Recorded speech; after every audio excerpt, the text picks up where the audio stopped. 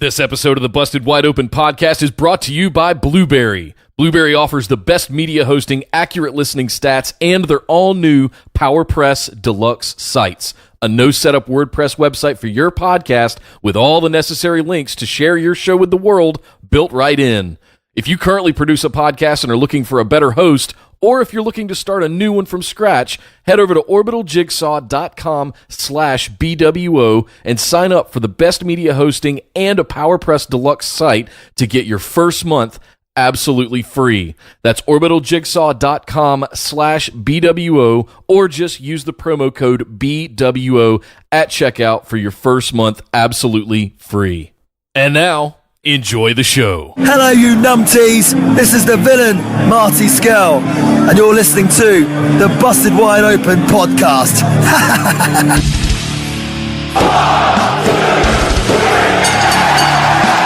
You're listening to the Busted Wide Open podcast, dropping the elbow on the hottest topics in sports entertainment and the world of professional wrestling. With your hosts, Nick Howell and Sir Ian Dangerous. Coming to you from the Orbital Jigsaw Network Arena in sunny Southern California.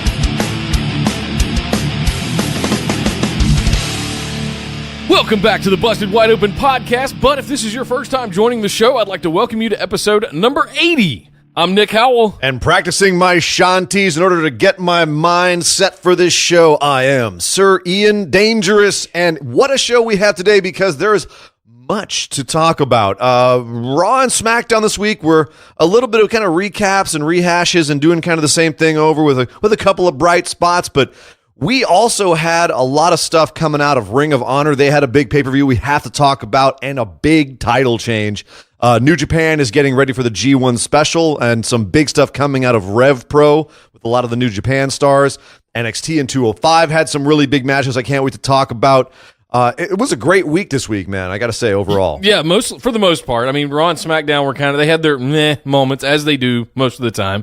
But yeah, as you laid out, there's a ton of stuff it's going to be a little back-heavy this week, honestly. There's a lot going on in the wide world that's kind of outside the WWE main roster. Yeah, absolutely. But that being said, while we did have a very Roman-heavy Raw and a very Daniel Bryan-heavy SmackDown, we got 1 week closer to Extreme Rules. It's all stuff that I can't wait to talk about, and if you'd like to talk about it, please head over to our Facebook discussion group. We have a lot of lively conversations going on there. We like to talk about all things wrestling, post memes. It's a fun group, and thanks to everyone who's already on there. If you're not, please join us there. You can also find us on Twitter. Yes, over at BWO Podcast. Come follow us there. We do tweet every now and then, try to get involved with some of the shows as they're live and intermix with some of the other shows and other listeners and fans that are out there. And hey guys, if you love what we're doing here, we would love your support. Every dollar counts. We're going to be going live soon, very, very soon. We keep saying very soon, but head over to patreon.com/BWO. We're going to have some new tiers, some new merch, all kinds of new stuff coming as we get ready to launch this new endeavor headed into live. So be sure to show your support there. We're going to have some patron-only tier type stuff, so make sure you get in on that. Also, if you want to rock some sweet swag, head over to orbitaljigsaw.com/store. Pick up a t-shirt, hoodie, phone case, coffee mug, all that good stuff. But Ian, where do we go from here? Well, we got to start somewhere, and that means we have to start with the big news. Well, the matches for All In are starting to come in. As you would say, the first big one being announced. Breaking news. This just came in. Like an hour ago. Just came down the pipeline. Yeah. Kazuchika Okada is going to be facing off against the villain himself, Marty Scurll, which is why we picked him to do our bumper today. Very cool. Woo! Yeah, no, I can't wait for Marty. that match. It's not one you've seen in New Japan because Marty's a junior and Okada's a heavyweight. So I'm actually excited to see what they can do together. At some point, I do expect to see Marty get a little bit more of a push in New Japan. And in Ring of Honor. I mean, he's kind of hit, I feel, his ceiling, and I want to see him go further. I think this could be a great way to take that next step in terms of his perception, because good God, he's over everywhere he goes, and he's a fantastic wrestler. So Great first match coming out. Well, I guess technically second match. We already knew about Cody and Nick Aldis. Okay, fair. Yeah. But this is the next big match on the card. That was going to be my next question: is do we have any insight into what some of the other matchups might be? So we know about Cody and Nick Aldis. We know about Okada and Skrull now. Is there any other insight into? I mean, are the Young Bucks going to be performing against? Well, someone? we know Kenny Omega's going to be there. Young Bucks, Kota Ibushi's going to be there. We have a long list of people who are going to be there. We have some more news about that later on in our news segment. Okay. But these are the only big matches that have been announced so far. They did say that over the next week or two, they're going to announce the rest of the matches for All In. And they also did say a couple weeks ago that they will be showing All In. They'll be streaming, so we'll be able to watch it. So looking forward very much to All In. Yay. On a bit of a more of a bummer note, we got to do a quick injuries and accidents update because it was kind of a week where that happened a lot. Bray Wyatt was involved in a car crash. Apparently a head-on collision where he just lost control of his vehicle, wasn't paying attention, and got into a car wreck. Was he texting? I'm not sure, but I don't think his hands were on the wheel because he's got the whole worlds in his hands. Oh, boy. And probably eating. Womp womp. He's the eater of worlds, so Right. he's eating. Well, he's deleting worlds now. Oh, is he? Maybe, Right. Perhaps by eating. Well, all I know is his hands weren't doing what they should have been doing while he was driving. He was taken to a local hospital, and apparently he's doing okay, but he was not at the tapings this week. But they're booked. Him and Matt are booked to defend their titles against the B team at Extreme Rules, so he'll be back by then. Ruby Riott, during a live show, gave herself an MCL sprain, busted her knee. We don't know how extreme the sprain is yet. She was just taken in to have it looked at. It's just a sprain, so it's not going to be out for 9 months or anything. But Right. it could be if it's a minor one, she could be back in a few weeks. If it's a major one, it could be a couple of months. Yeah, tears are sometimes better than sprains because sprains will take longer to actually heal up. With tears, that you can just repair them immediately, and you're flipping tractor tires in a week. Right, and it's harder to tell how healed a sprain is. Right. So, and that's not good for the Riot Squad either because they were just starting to get a little bit of momentum, and that's going to, I think, set them back a little bit. In other injury news, Nakamura, as we know, Shinsuke Nakamura was bitten by a dog in Bakersfield, which is just the most bizarre thing ever. That should be his epitaph. He was bitten by a dog in Bakersfield. God, that's one of the most bizarre things to come out Right. of wrestling recently. But he apparently is doing okay. He was on a crutch at the live shows in Japan. He came out to the ring, but he didn't compete. But he is scheduled to be back by Extreme Rules. He has a match against Jeff Hardy for the U.S. title. So looking forward to having him back. Yeah. And in probably the saddest news of the week, Matt Capitelli, Tough Enough winner, has passed away after a long extended back and forth battle with brain cancer. He finally did pass away. Yeah, he and Miz were very part of sad. the same Tough Enough class, if I remember right. And Mike wrote a big eulogy sort of tribute to him this week on social media. Be sure and check that out. It was really sweet. But yeah, rest in peace, Matt. It was a lot of fun Apparently watching just a really wonderful guy all around. A lot of people had really nice things to say about him. So very sad. But yeah, it did sound like it was coming for a while. And now he's being talked about for the Warrior Award for the next year's Hall of Fame. And I think that'd be really cool because he did give a lot back to wrestling and the wrestling community in general. So very sad to hear about that. Well, that's enough of time spent in the somber zone. We got all that stuff out of the way. Let's head over and get started with Monday Night Raw. I'm so bored with Roman Reigns. I thought we were getting out of the somber zone, Nick. It was all Roman Reigns all the time this week on Monday Night Raw. It seemed if you watched the full edition, the 3-hour edition, it was a little bit easier to take. But man, he was all over this show. The opening segment, he had 2 different matches, some backstage stuff. He was all over it. It was a lot of the story of Roman Reigns, and depending on how you took this, it could be kind of an interesting take on Roman Reigns' character because of how he was handling everything that's been going down with Brock and the Universal title and then Bobby Lashley and how Seth Rollins is dealing with Dolph Ziggler and Drew McIntyre and the fact that Roman is now getting involved in that feud. And we can speculate on why they're having him be involved in that. That all that aside, the bottom line is there was lots of Roman. And Roman is now on this kind of tear where they're having him be... they're pushing the fact that he might be getting a little bit too arrogant a little too big for his britches and think that he is better than he is and more capable than he is. We had a rematch. Well, let's start with the Seth Rollins and Drew McIntyre and Dolph Ziggler thing, because that was the first thing that came out of this was Roman coming out and complaining about Bobby Lashley being a terrible tag team partner, but then also getting put into a match with Dolph Ziggler and Drew McIntyre, 2-on-2, Seth Rollins and Roman versus them, which was, I thought, a really fun match. Sure. It ended up being a really good match. A lot of teasing for a Roman hot tag at the end. A lot of tension between him and Drew McIntyre.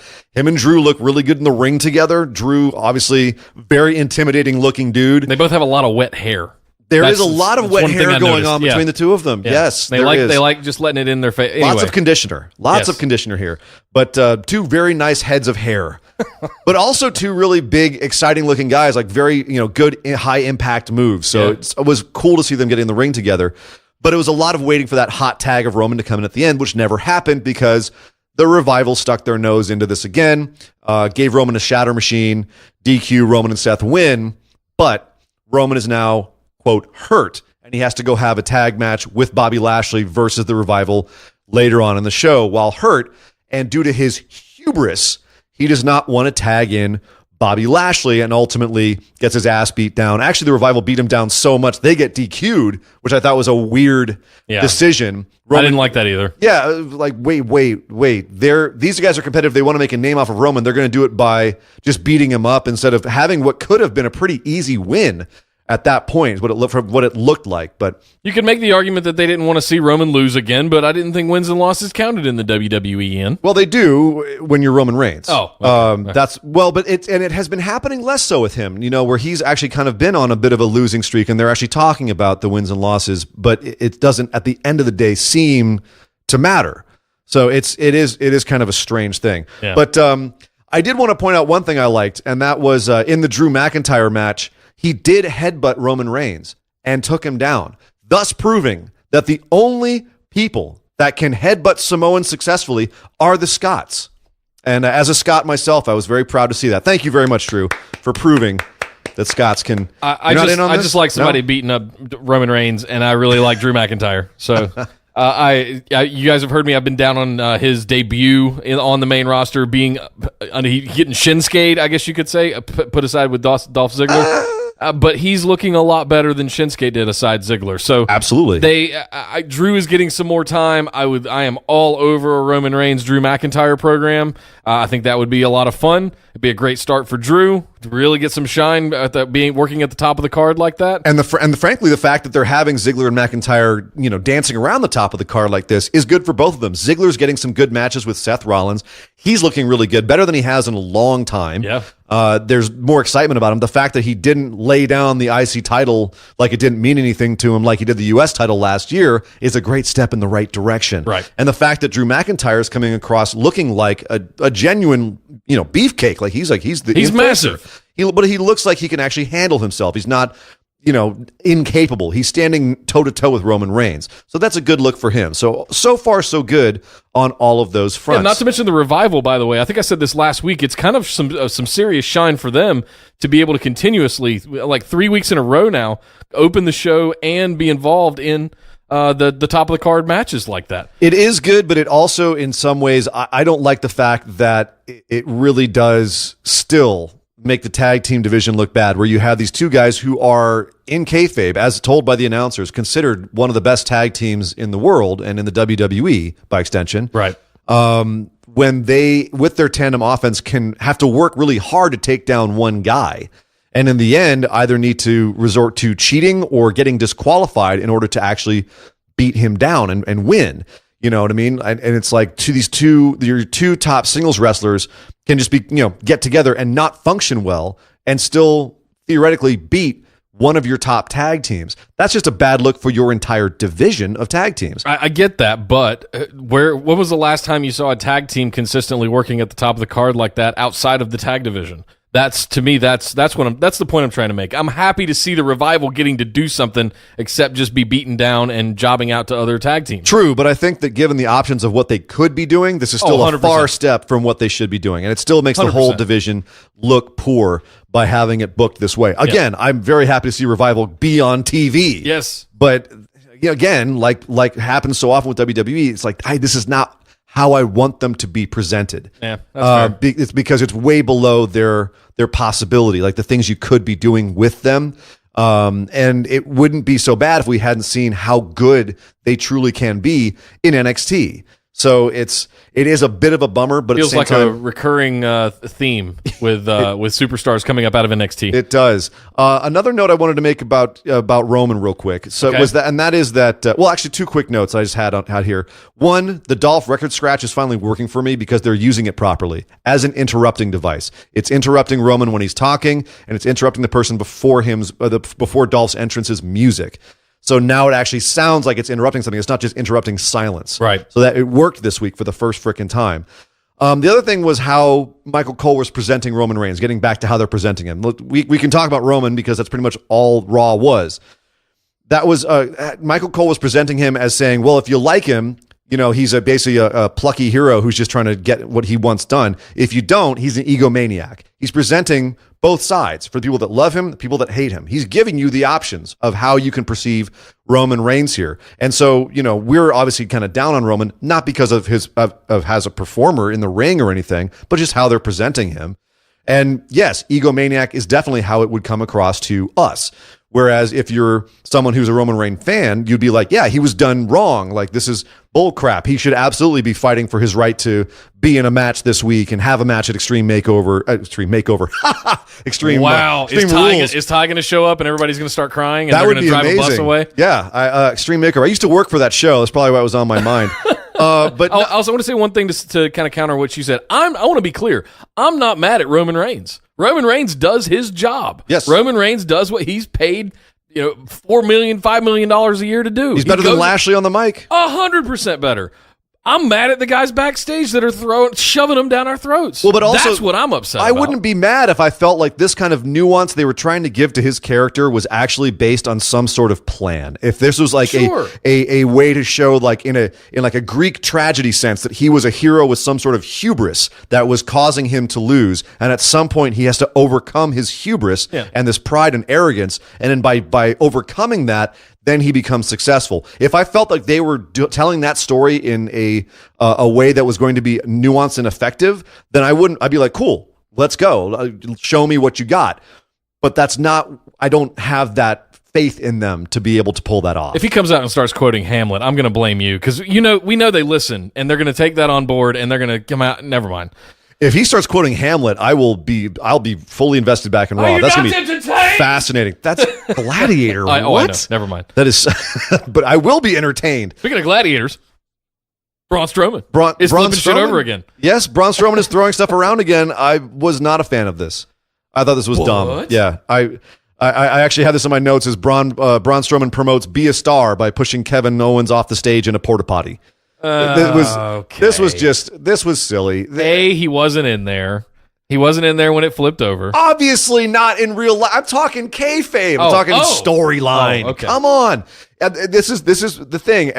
This is riding the line between just kind of too much of the same thing with Braun. Like, okay, it was really cool to see him drag an entire porta potty. Let's set the stage here. If you didn't see Raw, Kevin Owens was forced into a match with Braun Strowman by Kurt Angle, who apparently, after last week when Braun Strowman totaled Kevin's car by flipping it over, Kurt now says, oh, well, we settle things in the ring. Thankfully, he had insurance on his rental. Yes, we settle things in the ring here on Monday Night Raw, according to Kurt Angle, unless you're Sasha or Bayley, in which case you go to therapy, or in which case, unless you're Ronda Rousey and you hit me with a briefcase, in which case you're suspended for a month. But okay, fine. Right. We settle things in the ring. So we're forced into a match with Kevin Owens and Braun Strowman. Kevin's in there for 30 seconds and bolts out, tries to get in his car, can't find his keys, hides in a porta potty, which Braun Strowman then tapes up and drags back into the ring, into the arena at least.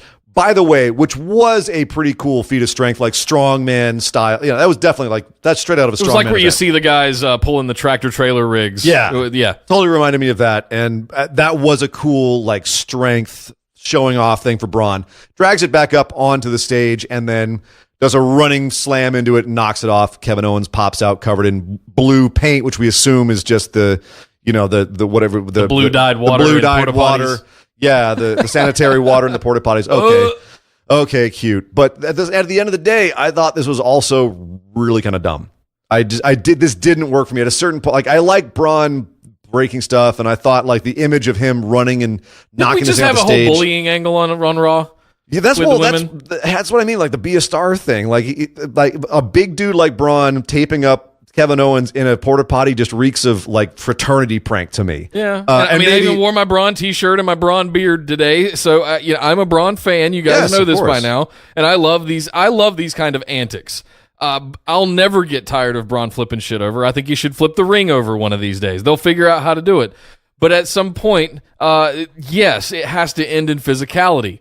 Are Braun Strowman and Kevin Owens going to have a legitimate match? Because while I like the stuff that Braun's doing, and I kind of like the scared chicken shit Kevin Owens. It's kind of his old personality after he got done being the terror that he was in NXT. Well, this is the thing. I like this because of Kevin Owens' acting. And all Braun Strowman has to do is just destroy stuff. Yes. But at the end of the day, that's not really... It's not really flipping my wig, and maybe it's just my personal preference. I just want to see where this is going, because at some point, unless Kevin Owens gets at some point something on Braun Strowman, this looks terrible for Kevin Owens. Yep. And they've had Braun Strowman be so dominant, and they're kind of getting to the point where they're almost Roman Reignsing him a little bit. Like he's just becoming a little bit too much.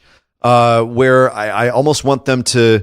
They need to pull him back just a little bit, in my opinion. I want to see him in the ring wrestling more. That too. That's one of the things where he's been doing these antics and these sideshows and stuff. And while I enjoy them, I want him to stay legitimized to the extent that he can still get in the ring and whip somebody's ass. Now, as I defended Roman a second ago, I'm going to defend Braun in the same way. I don't fault Braun. Somebody's writing this shit. Somebody's coming up with these ideas, and I don't think it's Braun Strowman. Frankly, I don't think it's Kevin Owens either. Well, let's look at the build that Braun had last year, which we both agreed was a brilliant build. Like he was built into a monster babyface, even while he was a heel. They couldn't keep him heel. Right. But they did a good job of making him look like a monster, and everyone got behind him. They've hit a ceiling here. They've hit a point where it's becoming a bit rote, and Braun's kind of directionless. You know what I mean? It's just having him destroy stuff for the sake of destroying stuff, and Kevin Owens got poo on him. It's not working anymore. To me, it's starting to the joy is starting to fade here. You could make the argument. I mean, last week you made the argument that the kids would love the face paint on Jeff. The 12-year-olds were dying laughing that Kevin Owens got poo all over him. And that's the audience they're going for with it. Cool. Yeah, Nicholas probably loved this. And that's the market they're going for with Braun. But I'm saying like they've got to be careful, because it's going to fizzle out at some point. My inner 12-year-old was going batshit crazy, loving it. So you have a Braun Strowman shirt on. Yeah, of course I do. Speaking of wanting to get things in the ring, we also had a segment when Sasha and Bayley were in therapy, and they discovered they were going to the same therapy session. And who should be their therapist but Dr. Shelby? Yes, Dr. Shelby was back from Team Hell No. Probably one of the. I mean, Team Hell No was all over the place this week, between Dr. Shelby on Raw and they're reuniting last week on SmackDown, and then on this week on SmackDown having a whole bunch of Team Hell No. It was a whole bunch of callbacks to 5 years ago, whatever it was. Right. Was it 2012, 13, somewhere around there. Dr. Shelby back to be his good old self with Sasha and Bayley, to, I would say, diminishing results. Yeah. He was good, but Sasha and Bayley couldn't quite hold up the Kane and Daniel Bryan charisma end of the whole three-way here. Well, the best part of the segment was the cameo of the Team Hell No picture on the wall, framed on the wall. That was cute. That was the best thing. And then him breaking up the argument at the end where it said "to be continued." It was just goofy. It's catty. It's like hens clucking in a hen house. I can't understand it. I just want to see him get physical and have a physical feud.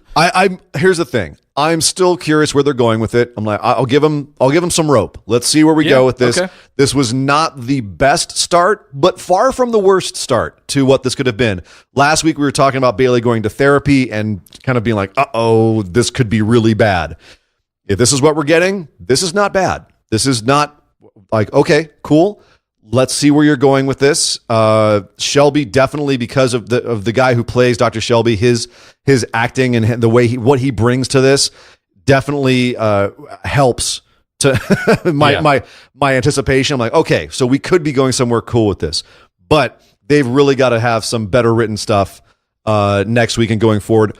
Maybe we'll get an Extreme Rules match. Maybe this will go to SummerSlam. Who knows? But if this is the very start of it, all right. This is not a bad start. Can we just jump to SmackDown from here? Because the rest of this is kind of just garbage. No, we have to talk about this. This is where It's not all Ross' garbage. ship This is started absolutely sinking. stuff that we have to talk about. But there is a lot of treading water coming up, and that is a bit frustrating. But we are right in the middle of the period between the two pay-per-views, so it's to be expected. We did have a match between Nia Jax and Mickie James, which was basically just a way of establishing that Nia Jax is going to come after Alexa Bliss's title again. And now she's aligned with Natalya. Yeah, and so now you have Nia and Natalya, and Ronda Rousey had a little moment backstage on WWE.com, I guess, that they pointed out, where she said, I'll be ringside. I'm going to buy a ticket and be ringside at Extreme Rules. So, Hello. So we have a few other satellite members of this feud between Nia and Alexa. Nia did come out on stage and have a promo before this match where she basically said, Alexa, you and I have been doing this for a long damn time. We've been doing this since before WrestleMania. And here we are still doing it. And we got to put a capper on this, which made me scratch my head because I don't see Nia winning at Extreme Rules. And if Alexa beats her convincingly at Extreme Rules, or if there's some way where they put the finish on the Nia-Alexa feud and Nia goes out looking bad, that could really take the rug out from underneath her in a lot of ways. Maybe. Which, of course, I could see over there going, who cares? Exactly. Alexa Ronda at SummerSlam. I mean, they're kind of telegraphing it at this point. Absolutely. And it's going to be, we know that that's their number 2 pay-per-view of the year. That's going to be a big, big show. And I can't see anybody but Ronda Rousey going after Alexa Bliss. And this Mickie James and Alexa and Talia and Nia and Ronda from the periphery. This is all just setting up for Ronda to come after the title. And I frankly, I don't know that she would even get it then. Now, here's the question. But that's what this is all about for me. Do you think that they're setting all this up because all of these pieces will be involved somehow in that SummerSlam match? Not necessarily in the match, but as tertiary components of it. For instance, like if Ronda is ringside at Extreme Rules, does she get involved in the match? Nia did declare it as an Extreme Rules match. It will be an Extreme Rules match. So no DQ, so now she could certainly get involved. Absolutely. Right. Yeah. So now, will there be more involvement from the other members of this little feud besides Alexa, Nia, and Ronda? Could there be Mickie James? Could there be Natalya involved somehow on the road to SummerSlam or even in the SummerSlam match itself? I could see Natalya somehow sneaking in. From a betrayal of Ronda standpoint, I could certainly see that. Definitely she is the wily of the group. But other than that, no. She's the big show of the women's division. Yeah, exactly. Flipping back and forth. Wow. Okay. I don't know if I want to comment on that one. This ends in Alexa and Ronda at SummerSlam. I don't know what else to say about it. It's kind of boring right now. I think, but the intriguing part to me is how many components there are and how they're ultimately going to fit in for the next month and a half that we have till SummerSlam. Yeah. So I'm still looking at all of these different components and saying, okay, part of it is they're just trying to get as many women as they can on TV, but part of it is how are they going to keep that interesting all the way there? Maybe trying to swerve us a little bit with just putting all these different elements in play. Well, speaking of elements in play, Baron Corbin and Finn Balor have been having kind of a pseudo on and again, off again feud for the last couple of weeks. They tagged together last week and did not have much success with that. They were against each other the week before, and they've been having a pretty significant Twitter war, which, if you have not been following it, has been interesting at best and weird at worst. Okay. A lot of Finn showing his butt. Baron dropped them on his tailbone a week or so ago, and Finn has the red, white, and blue gnarly bruise on his tailbone. Yeah.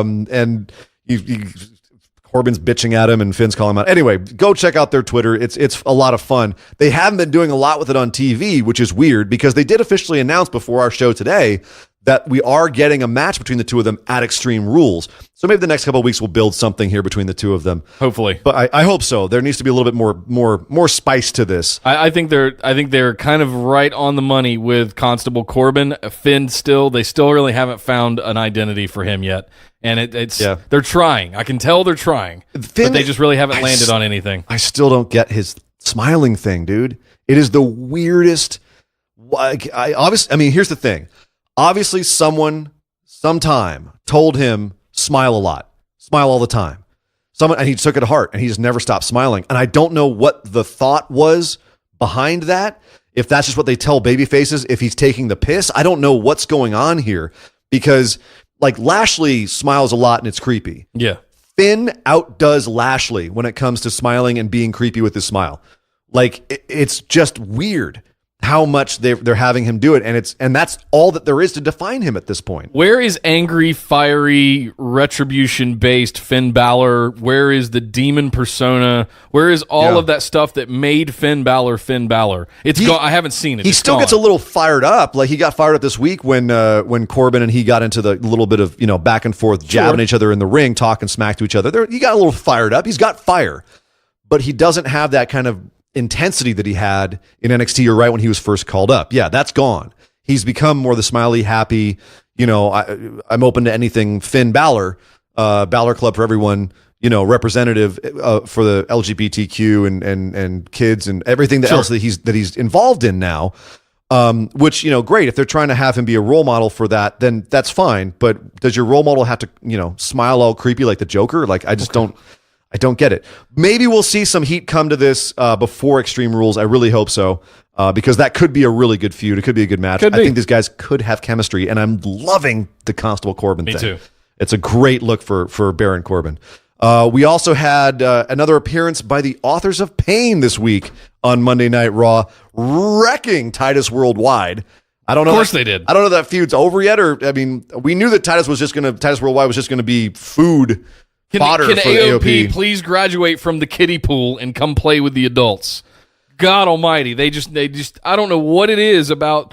We got to get through the B team. We got to get through the B team losing to Bray and Matt at Extreme Rules, and then we're going to see, I hope, AOP take over the division by SummerSlam, and then maybe we'll get something going in the tag division when we have some dominant guys. But here's the thing. Then you've got Bludgeon Brothers on the SmackDown side and AOP on the Raw side, and that's two very similar teams at the top of the card. So that I don't know what they're going to do. But that's, I don't know. That's not something they do often unless it's like Absolution and the Riot Squad, where it's just cut and paste.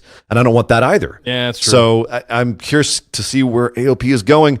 Speaking of the B team, obviously Bray was not here this week, so Curtis Axel ends up beating Matt Hardy pretty handily. Didn't he beat him last week? No, last week it was it was Curtis Axel beating him again last week. So it was twice in a row. Another, like we're saying, rehash. I've been trying to tell y'all. It's rehash. Curtis Axel and Bo Dallas are legit. Watch out for Extreme Rules.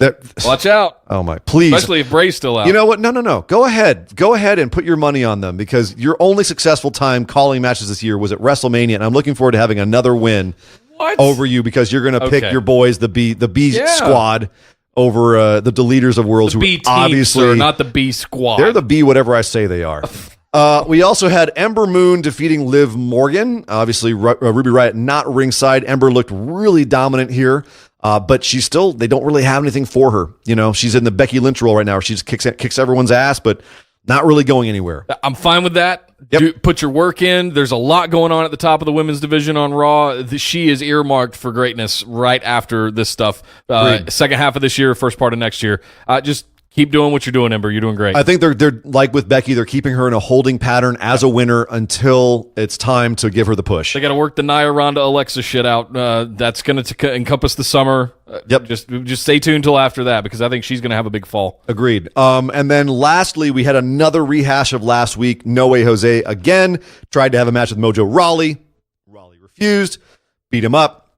And then he gave him an Uranagi and beat up a conga line member, and was good on the mic. Mojo's good on the mic, but again, same thing as last week. Holding pattern.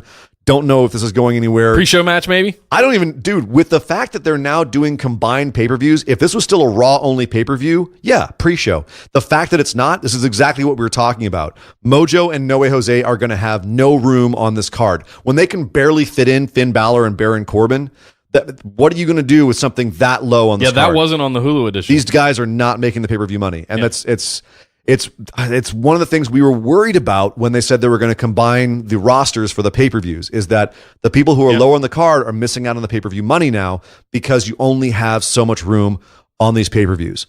So I think it was strategic on WWE's part, so they didn't have to pay two different. And I want to be clear. That's a great point you brought up. Let's have a quick aside. Last year, I can remember us being over freaking whelmed with having a pay-per-view every other week for about 2 to 3 months straight. And I remember us going, it's so much. There's so much wrestling going on. And at the same time, here we are on the other end of that, where it's now combined and it's become efficient, but we're also... So what's the lesser of the two evils? Do we always want more wrestling, or do we want something that's more efficiently fine-tuned and limited in the number of superstars you're going to see? Well, at this point, it really doesn't matter to WWE as far as money is concerned, because money is no object. They're going for licensing now. Like it's Sure. and TV rights. The rights deals are where their money's coming in, not pay-per-views, even though they still get a lot of pay-per-view actual buys. People who don't have the network can actually get this stuff on pay-per-view. What are you doing? Well, I don't know. People maybe don't have good enough internet and they have to buy it over They cable. haven't heard that it's only $9.99, I think is what it was. How could they miss that? They spent an entire that was year the doing joke, that. Nick. Okay. But right over my head. Sorry. Keep going. The point is that we discussed this, is what is the lesser of two evils between having too much content and between having too few superstars in to put on one show. Too many superstars to put on one show, but too few slots, I should say. And the thing is it's damned if you do and damned if you don't, really. I personally think I would rather have more pay-per-views and see more different wrestlers and have more of them get more shine than have fewer pay-per-views where I feel potentially good angles could be left out of the show by not having enough room for them. I think I disagree with that, because ultimately having more pay-per-views, they're just going to rehash the same stories and you're going to get the same wrestlers repeated over and over again. I think they should extend the time. If they're going to combine the two and have less pay-per-views, maybe down to one every other month, I think is what we're looking at this point. Make them a little bit longer. Extend them from 3 hours to 3.5 hours up to like 5 or 6 hours. No, they're officially 4 hours now. Every pay-per-view is 4 hours, and they start an hour earlier. This is my point, though, is that you're saying they're going to rehash the storylines. If you're flipping off the brands, if you're flipping between the brands, excuse me, if you're flipping between the brands... Screw you, SmackDown! But hey, man, if you're flipping between the brands... on every pay-per-view, then you have more people from each roster getting this more time. But sure. You know what I mean? So if they're months apart, right now we've got, we just had Money in the Bank, and then we're about to have Extreme Rules. If you had one be SmackDown and one be Raw, you'd have everybody from one brand on one show, everyone from the other brand on the other show. Everyone would get time, and you'd have a lot more time in between the pay-per-views from each brand to build longer storylines. And then when they had the payoffs at the pay-per-views, you'd have bigger payoffs and you'd see more people. You'll note, Samoa Joe ain't doing anything at Extreme Rules right now. When's the last time you saw him? You know what I mean? Randy Orton, he's injured, but we haven't seen him in a while. There's a lot of people who we're not going to be seeing do anything. Jinder Mahal's got nothing to do right now. For better or for worse. Well, he's meditating, apparently. Yes, he's doing his shanties. Yeah. No, I don't think we need to talk about it. It was just there. If you don't know about the shanties, you missed out. That was so over with me. But that's kind of my point, is that we're going to be missing people on the show now. New Day and Sanity, they're not going to be on Extreme Rules, even though they're starting up a feud. That would be something that would be on a SmackDown only pay-per-view, if that was what this was. So that's kind of what I'm saying, is we're missing on stuff. Good stuff, guys. Weigh in. Let us know what you think over in the Facebook group on, where do you fall? Do you want longer pay-per-views, or do you want to go back and split the brands up into more frequent, shorter, smaller card size? But ultimately you get more wrestlers because both brands have their own pay-per-views. Let us know what you think over in the Facebook group or on Twitter. But hey, that's it for Monday Night Raw. Let's continue the conversation over on SmackDown Live. So over on SmackDown Live, Team Hell No has reunited. Kane and Daniel Bryan are back together, and they are right back up to their old bickering ways. And I'm sorry, that's the best thing about Team Hell No is the rapport, the charisma, and the dialogue between the two of them. The writing is great. The way that they play off each other is fun. Is it a bit of a nostalgia trip? Absolutely. This one's working for me. What about you? Not exactly. Uh-oh. Here's why. Because I came up in the 90s with the Attitude Era and old Kane and evil, demon, fire, just craziness. And here he is on SmackDown Live talking to Daniel Bryan. It's a little weird to see him that way. I grew up in the Carolinas with Smoky Mountain Wrestling Here we and big go. old Glenn Jacobs whooping ass. And yes, Kane is still Kane, and he still choke slams the shit out of people. But I don't want to see him sitting there having conversations with Daniel Bryan. I crack up at that. That's not Kane. You can't let him evolve as a wrestler. How many different iterations has Kane had with the different masks, the different outfits? Like, I'm with you. While I was watching Kane on this SmackDown, I was saying, oh man, remember how big and scary Kane used to be? And he was freaking terrifying. He was bigger than the Undertaker physically when he ripped the door off of Hell in a Cell. As a young man, I was like, oh, who's this guy? Oh my God! But he would come out and set shit on fire and suck people down into the ring. Yeah, well, he's done horrible things since then. Daniel Bryan, like in the. But here's what I liked about this is yes, he is kind of talking to Daniel Bryan like little nebbishy Kane. It's Magoo. But the comedy comes from the fact that Daniel Bryan is sitting there going, Kane saying, "Yeah, we're great, we're back together, and you've always had me, I've always had your back," and Daniel Bryan's like, "You tried to kill me." That was funny. You left a dead squirrel on my lawn, like all these things. A disemboweled squirrel on my lawn. Like you kidnapped my wife. Like you tried. I just tried, Daniel. That's funny stuff. Like that's I loved that because it was giving a nod towards the fact that Kane has this insanely dark, twisted past and this long history in WWE, super long history in WWE. Like the guy has been around forever. Yeah. And we're kind of done with Kane now where we're like, you're a little past your prime. Like you don't have the same intimidation factor that you used to. Right. Fine. But at the same time, like they're giving a nod.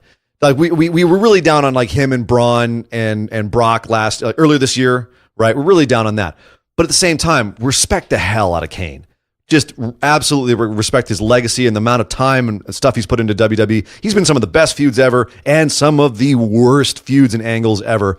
But he's always been awesome. This felt like a fun comedy sketch that you would do at his inevitable Hall of Fame induction ceremony. That's where we're at, though. That's, in my opinion, where Kane kind of should be right now. He can't come out and intimidate the way that he used to, even though you can kind of put him in there as a bit of a monster. At the end of the show, okay, so real quick, they did have the Usos come out to interrupt the Team Hell No thing here, and the Usos had a great promo, and they said, you got to go through us to get to Extreme Rules. Hell no! That was good. And I like the fact that there were stakes in the match they put together, where if the Usos won the match against Team Hell No, they would be inserted into the Extreme Rules match. Stakes! Who knew? Yeah. They're actually really good to have for a match. So that was fun, and they ended up having a match where Kane looked dominant. Now, he did look slow. He looked his age, and there was one point where the Usos tried to do a double splash on him from the top ropes, and he caught both of them with his hands, went for a sit-up choke slam, and they had to help him to his feet as he sat up.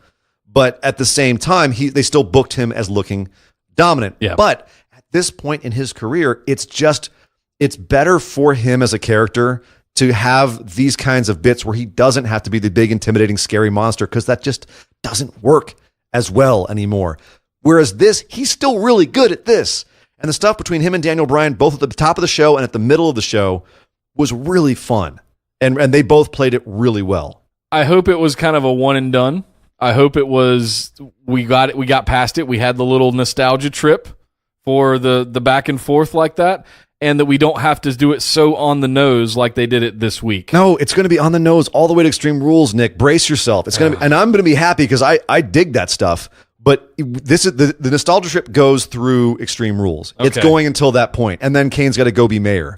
That's what this is, though. This is, I think, Kane's last ride, at least for a while. Good. So for that, as far as that's concerned, this is a fun way to go out. This is a way I'd like to remember Kane. That I grant you. In the modern era. I still remember him from the Attitude Era, but this is a good way to send him off, I would like one more shot of him raising his hand, throwing him down, and having red pyro fire up out of the ring posts. Just one more time. Can we have that one more time? Can we? The red pyro, definitely the ring post pyro. The ring post pyro needs to come back. Yes. Absolutely agreed. Also, Aiden English needs to also work on his wrestling, I think, too. He had a match against AJ Styles. How dare you, I would like to see him get his acumen back, I guess, because there was a while there where they were pushing Aiden as being legit. Mm-hmm. And AJ just mopped the floor with him. Mop the floor with him. He tapped out to a calf crusher, which I've never seen anyone tap out to in WWE. He's a skinny, lanky dude. He can move. He's quick. He's agile. Apparently, he got legs like birds because AJ almost snapped one. Yeah. But this was a thing to build the fact that Rusev was ringside, and Rusev and AJ have a match coming up at Extreme Rules for the WWE Championship. And this was interesting to me because they now officially are booking Rusev more like a vicious heel again, where he comes into the ring afterwards, blindsides AJ, and puts him in an accolade, and then just kind of stares him down like a bad guy. So once again, we're back and forth. Is Rusev a face? He started off by shaking AJ's hand when it was announced that when he won the gauntlet match, it was announced he was going to face him. Okay, well, that was very nice of him. That was very face-ish of him, very sportsmanlike. Well, now he's not sportsmanlike anymore. Now we're going back to kind of more vicious Rusev. Womp womp. Yeah. I honestly, I don't care that much. I would just want to see Rusev get a chance, and Rusev's getting a chance. Wouldn't you rather have Rusev have a chance? Like, isn't there a way they could have built this where it's even Rusev as a tweener, which he still kind of is. That's what he is. And I think it's all about who he's facing as to what persona he's going to play. But we were saying this is a good opportunity to define what and who Rusev is. He got over on a meme, but the thing is to be able to support that, because you heard this week, the chants aren't getting any louder. They're getting quieter. It was Omaha. For Rusev Day. Omaha or not, the thing is they are getting... Omaha would have been huge for Rusev Day 6 months ago. Everywhere was. But it's dying off now because there's nothing underneath it. There's no foundation for Rusev Day under that meme, and they haven't taken the opportunity to build something with it that he can then come back with. Now he's just, heel number 6, who happens to have like a little chant that everyone's like, what is Rusev Day anyway? Yeah. I don't know, Kita Plovdiv, something like that. No one really knows anymore. And that's the thing, is they need to build something here with Rusev besides having him just be a heel to AJ and have another win for AJ to retain his championship. I never minded him being the heel foreigner. I never minded that because he had the Lana Advocate duo. That was when they were really at their prime. I think that they hinted at the idea that they were going to make them a faction, the three of them, and have Lana start coming out, because now she's got Happy Lana Day shirts. And I don't know if they have not pulled the trigger on that yet, or what the hell's going on. It's got a stop-start right now. Yeah, it is. And I want to see that move forward, and I'm wondering if after this match it will, because I think that could really do something to define Rusev, kind of the things you have reservations about. Give him a stable. Give him something, have his wife and have his, quote, best friend, his announcer. What even is he? What is Aiden to Rusev besides a buddy? Is he an enforcer? Is he his announcer? Is he his buddy? What is Rusev's relationship with his wife other than the fact that he thinks she's hot? There's nothing defined here. I'm serious. There's nothing defined here about them, and that's going to bite them in the butt. Sure. And other news on SmackDown, Jeff Hardy had a U.S. title match, open challenge, and The Miz answered and was beaten by Jeff Hardy. This actually pretty handily, but it was still a fun match. It was because Miz got overconfident, put his feet on the ropes, and then celebrated early. So I thought it protected Miz somewhat in the finish, but he's very heelish finish, and then Jeff picks up the heroic win wearing his red, white, and blue July 4th face paint, which was truly creepy. They did a great job in the eyes this week. It was freaky as hell. Yep. I think that's going to be our cover art for the episode this week. Good. You're going to scare people. Scare everybody people away off. from listening. Oh God, I'm not watching that show. Yeah. So no, but here's the thing. I thought this was good to have Hardy win here because I don't see him retaining against Nakamura because Nakamura needs a signature win. This was Hardy's signature win over The Miz, who they presented as being fairly legit on SmackDown, which is good. He needed that too. Yep. So Hardy needs to have some clean wins and look like a strong champ going into Extreme Rules, and that's basically what this was. I thought it was executed very well across the board. Yeah. So beyond that, and not really much meaning to the match other than he's defending the U.S. title. It's an open challenge. Awesome. Well, I clocked onto something with The Miz this week where he came out and his entrance and all of his moves and everything was borderline campy, like he was overdoing it a little bit. And I'm wondering if I've clocked onto something where that's because when I saw that, I went like, oh, he's not winning this. He didn't come out like overly confident. It was borderline campy and goofy, like overselling it. He was doing this thing. It almost looked like Randy Orton's hands spread open instead of just doing his dab with his fingers. I don't know. I noticed something. It stood out to me. I hadn't seen him do that stuff before. The new red outfits and the headband, and I like Miz. Sure.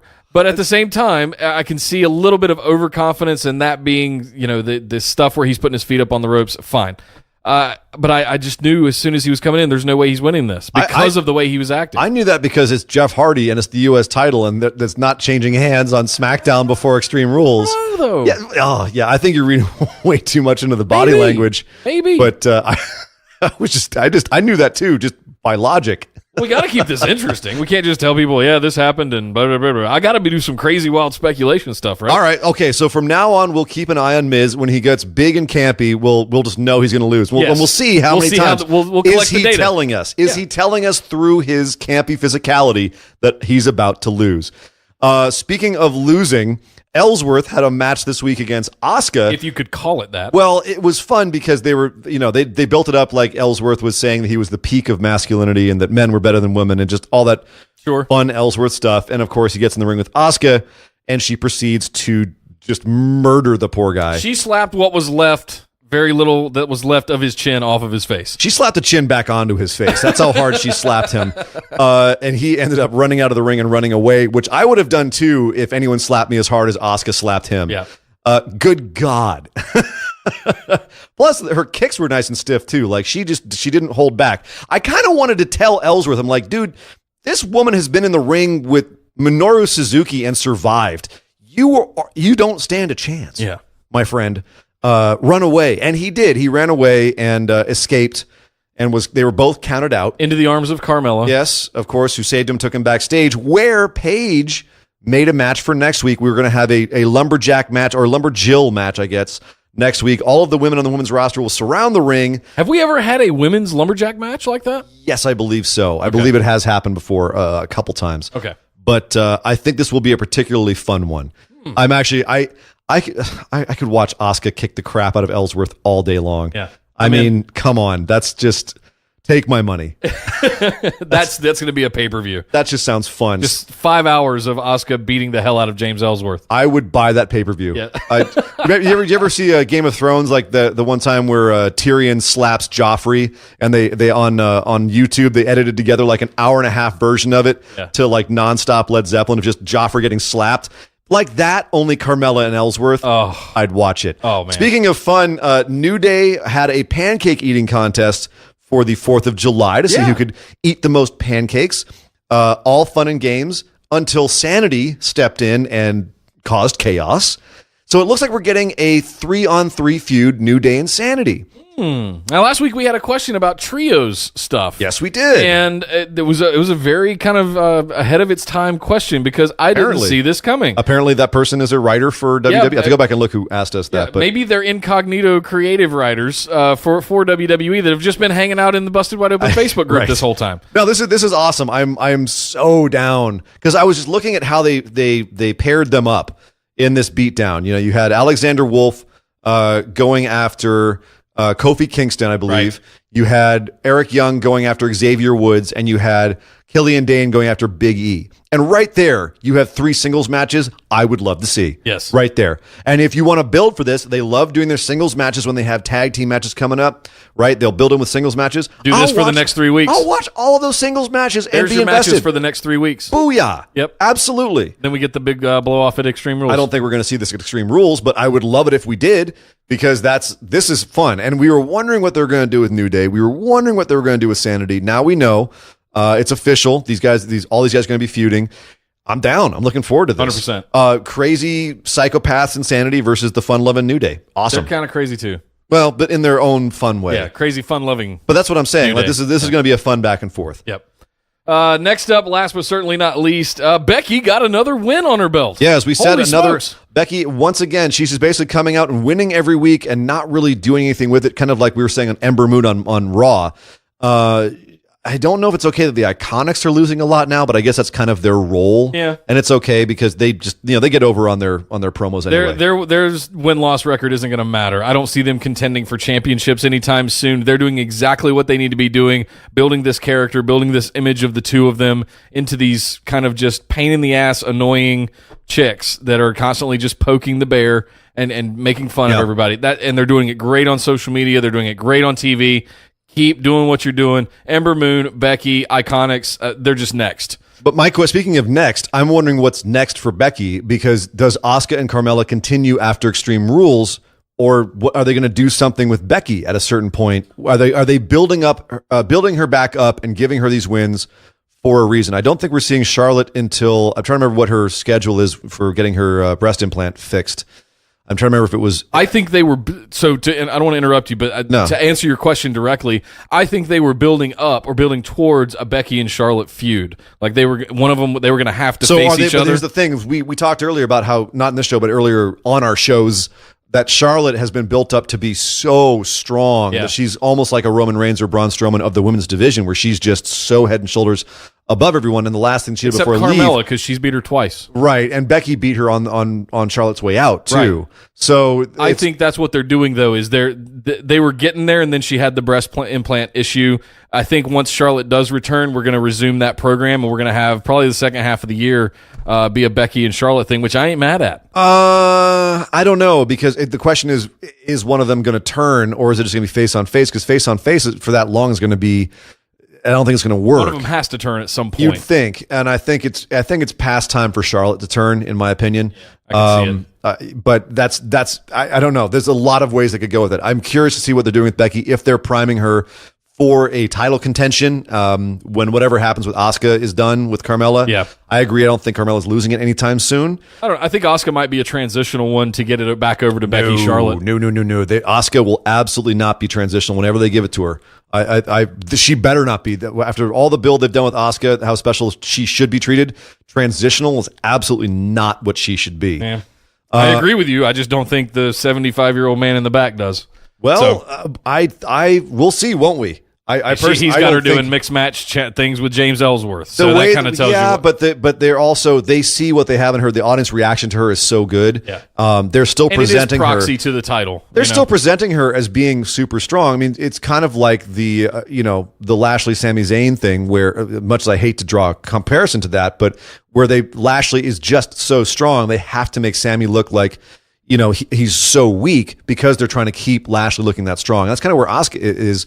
They know they have to keep her looking strong, so they just book the people opposite her as just being absolutely, like, all they can do is run away. Yeah, you know what I mean. All they can do is cheat in order to get over on her. That's the only thing they can do, because they're not trying to bury Asuka. I don't think, not intentionally. No. I think they're trying to keep her in the neighborhood of the women's SmackDown title, and just having her do this mixed match fun stuff with James is kind of by proxy involving her in that title contention. This is just a way to keep her from having to have physicality with Carmella, because the whole point is, if she gets her hands on Carmella, she's going to kill her. Yep. And that's just going to, which is unfortunate, because when they ultimately have the match, Carmella will get some offense in, and it's just going to look weird. It looks weird every time. Yes. So that wraps it up for Raw and SmackDown this week, but there's tons more to talk about, tons of good stuff. But to do that, we have to head over and talk about the wide world of wrestling. Sticking with the WWE for a moment, starting things off with NXT, we had Dakota Kai facing off against a returning Santana Garrett, not seen since last year's Mae Young Classic. Yeah. Is this a preamble to seeing Santana Garrett in the upcoming Mae Young Classic too? Maybe. I'm curious to see how many new faces we see in the Mae Young Classic, and how many we have been pre-introduced to, either through last year's Mae Young or through NXT. Yeah. I will say she did impress me in this match. She had a lot of very innovative moves, looked very good. So did Dakota Kai. That didn't surprise me. I'm actually pretty high. I'm pretty high on Kai, even though I think she's becoming kind of a Bayley 2.0, with less of a confusing backstory, but still the plucky underdog, cute, chick thing. Yeah. Less difficult to screw up on the main roster, I guess we should say. Okay. But yeah, I see a slow underdog build for Kai happening where, even the way that they're selling her by the announcers, like she's plucky, she's had some road bumps, she was losing there, but she can get win back, and she beats Santana Garrett here. A very game Santana Garrett, who definitely took her a couple of moves to get through her. But yeah. I remember being very high on Santana Garrett last year, along with like the likes of Tessa Blanchard and Toni Storm, yes. Kairi Sane making her debut. All of those ladies. I'm happy to see her back. I hope she gets in the Mae Young Classic again. She's built to be a wrestler, and I love that. Yes, you were a big fan of her every time she turned around. Speaking of which, Tucker Knight speaking of Tucker Knight and Dozer were working out in the Performance Center. Dozer went to get his nice thick and juicy steaks, yes. And Tucker Knight got jumped. Tucky got jumped by the Mighty, meaning Dozer had to go it alone in a handicap match later in the night. Another thick guy you like looking at from the back. Oh, yeah, you like that heavy machinery, don't thick you? And juicy. Don't you, Nikki? Thick and juicy. Don't you like it, Nikki? This was fun, man. The Mighty vs. Heavy Machinery, only Dozer, was a fun match. It was basically Dozer looking really dominant until finally the numbers game caught up to him. Do you think they're looking at Dozer for a singles push? God, you took the words right out of my mouth. I was going to say, I have an interesting theory here. I don't remember hearing that Tucker was actually hurt or any of that stuff or the reasons why he didn't participate. I honestly think that Tucker, bless his heart, as we say in the South, is generic male number one. Or generic male A. Ouch. When it comes to wrestling. But if you look, and he's actually really good from a technician standpoint. So I hate saying that about him. But there is something that is very Jim Duggan meets Macho Man Randy Savage in Dozovich. That's a really good comparison. And I just have to believe that they see that. Right. And as much as you and others have told me, no, he's just going to be, just condemned to this comedy sidekick mid-carder, I don't believe it. I don't want to believe it because there's so much potential in that man to be awesome. Agreed, but at the same time, remember, Tucker Knight came out in the Greatest Royal Rumble alone. So they could be looking at both of them for singles runs. And this was maybe a test. But, which would be great. But Dozer was definitely over with the old Florida crowd there. We also had Shayna Baszler come out to the ring and basically just call at everybody and say, I don't care who you are, I'm gonna tap you out and put you to sleep. We should probably say that Dozer put up a hell of a fight, valiant effort. The numbers game got to him. Ultimately, anytime you're in a 2-on-1 handicap, very rarely do you win that. Yeah. So So Baszler calls out everybody. Danny Burch got confronted by Undisputed Era backstage, and so that set up a match next week. We have Undisputed Era apparently is getting their rematch against Mustache Mountain for the Tag Team Championships. Let's have it. Danny Burch challenged Adam Cole for the North American Championship. So we got a packed show on NXT next week right there. And in 3 weeks, we had it announced Tommaso Ciampa is getting Aleister Black. So think about this, because here's the thing: we both pretty much know that Tommaso Ciampa is getting the NXT title in order to have the title be on the line the next time he and Gargano face each other. Yes, the way that they have timed SummerSlam. Yeah, sorry, excuse me, I had a cough there. Yeah, no kidding. Brooklyn, what 4-3? 3. Yeah. Takeover Brooklyn 3 will be Tommaso Ciampa as the champ versus Johnny Gargano. Calling it.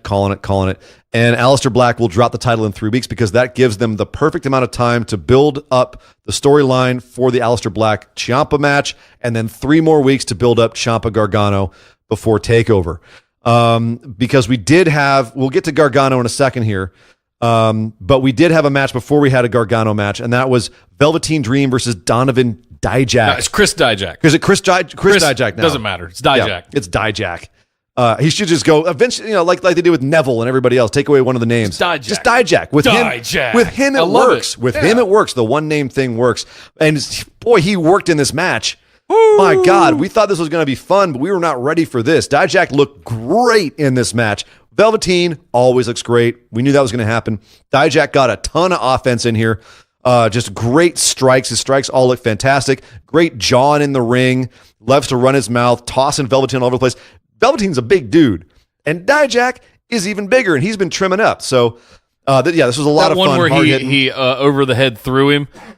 Just time to fly. Sounded like a Mortal Kombat finishing move thing. Oh my God! This is how you get yourself over in a defeat, because he ultimately did lose Velveteen gave him what looked like a DDT on the stairs from the apron, which he pulled his leg out from under him. It looked like he murdered him. Yeah. It was terrifying to the point where there was a girl in the audience who screamed like she'd just seen someone actually die. It was Naito Girl. She showed up. She was going to Disneyland. Naito Girl had a heart attack and died in the third row. That's what it sounded like. But yeah, so ultimately Dream picks up the win here and then gets stared down by EC3 as he came to the ring. I think we're teasing a feud coming up between EC3 and Dream. And then of course, because you can't get a Gargano program because he's got to go back to Ciampa. Right, exactly. And then we had EC3 and Gargano had a match this week in which we finally saw Johnny Gargano go to the dark side. Yes. He was having some serious PTSD flashbacks to Ciampa in this match. He kept looking at EC3 and you could just see him, like the choppers coming out of Da Nang were going in his head, like, Charlie's 10 clicks away and I got to take off my knee pad and knee this guy in the face. Just when I thought I was out, they pulled me back in. Yeah, Johnny fully went to the dark side in this match, lost his mind, did a bunch of moves like Ciampa actually does. The DDT through the ropes that Ciampa put on him. Yes. At TakeOver. Yeah. Oh, this is just winding me back up all over again for Gargano and Ciampa. Great storytelling showing that Johnny has, arguably no longer Johnny Wrestling. Now he's like Dark Johnny Wrestling. Okay. He gave in to his anger. It's Pentagon Jr. going Pentagon Dark, basically. Only Pentagon Jr. wasn't exactly a good guy to begin with. But fair. The point is that I love the fact that they're doing kind of what we thought they were going to do, but they're just doing it so well. And that is that Ciampa has driven Johnny kind of insane. And now Johnny is officially going to the dark side and just totally aggressive, losing his mind. This is a lot of fun. Damn good storytelling. EC3 does get beaten by a psychotic Johnny Gargano here, but it looks like there's a lot more fun stuff in the coming weeks. Hey, on and NXT. kudos to EC3. This is the best we've seen since he debuted. He looks fantastic. He did look great. I was very happy stiff. with him. This was a really good match. Yeah, he had some great moves. That is the best I've seen EC3 look. Wait, let's jump over and talk about the lighter weighted fellows over on 205 Live. Opened up with TJP coming out.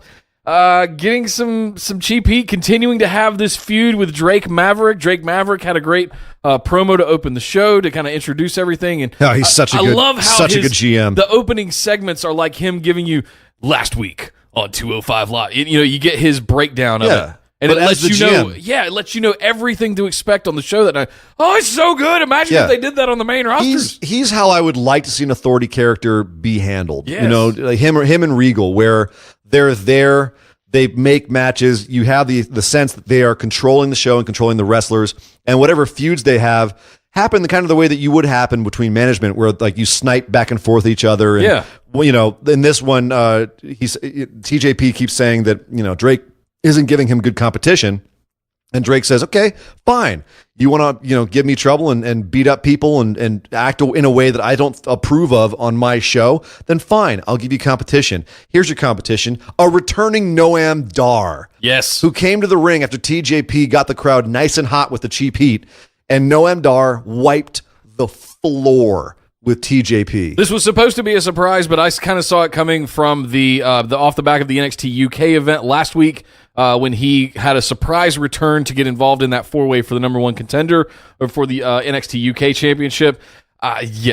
This was exactly, he got one good knee to the face in, 1, 2, 3, and he's done. Oh, he got a flying kick to the head on TJP, and he just went down. Yeah, one of our listeners actually posted in the Facebook discussion group. Andrea Ward asked what our thoughts were on the returning Noam Dar and on this match.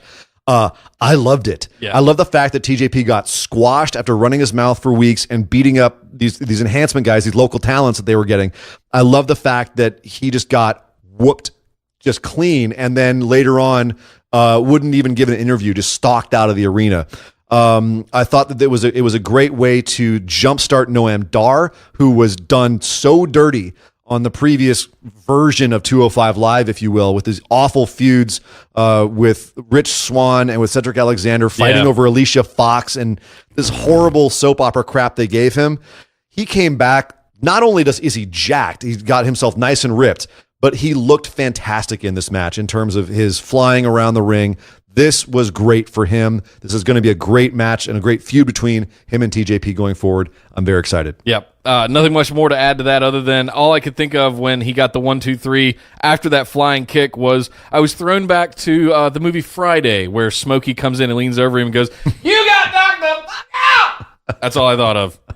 So yes, it's TJ's not going to be happy about that. As we saw in a backstage segment, as he was walking out, Kicked the door on his way out. He kicked the door open. He is not happy. No. So those two guys working together over a few weeks, I'm all in. That's fantastic. In other feuds, we had Akira Tozawa starting up a feud with Lio Rush. Akira Tozawa beat another local talent, if you will.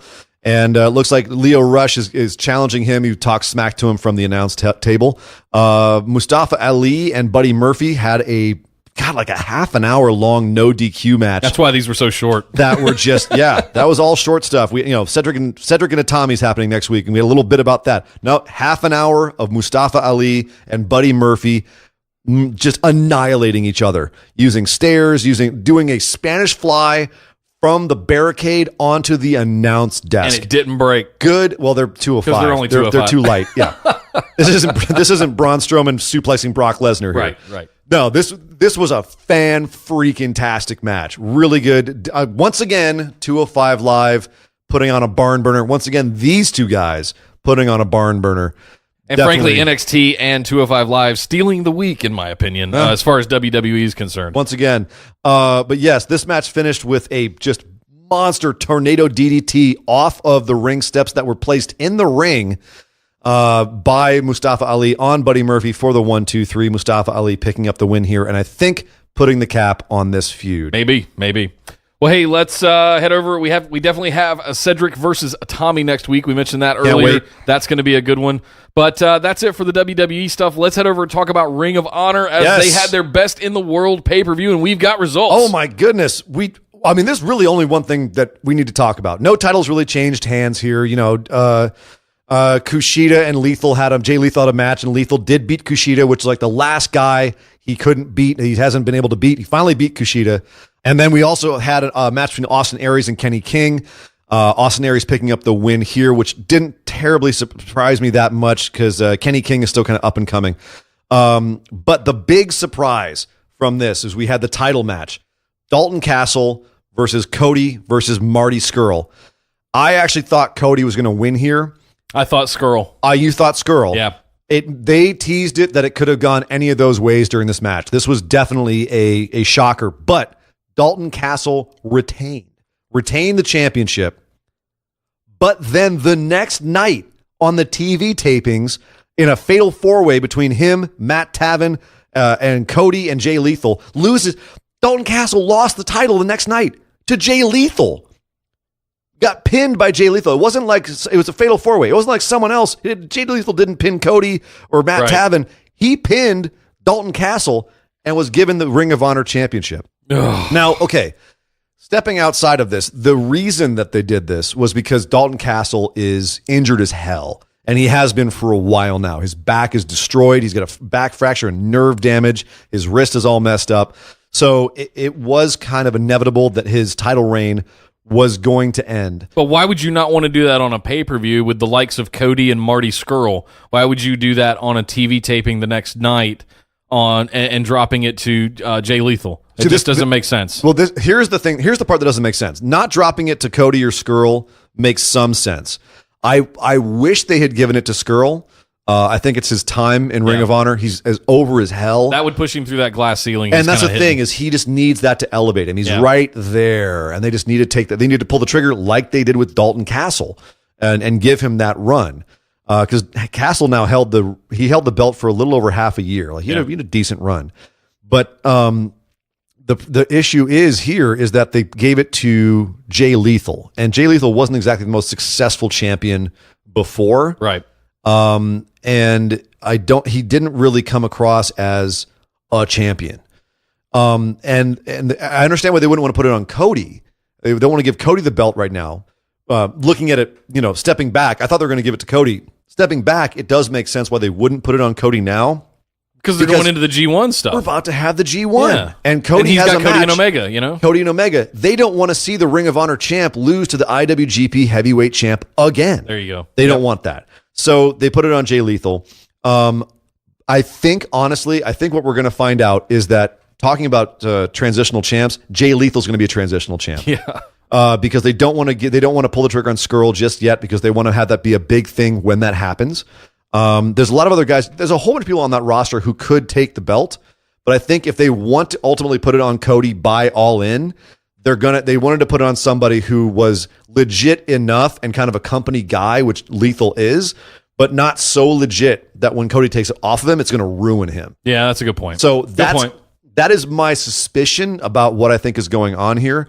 There's people on either side. There's people who love Jay Lethal as the champ, people who think this is a terrible move. I think in hindsight, if that's what they do is he's transitional and they give it to Cody, people are going to feel bad for Jay Lethal, but they'll understand why they did it this way.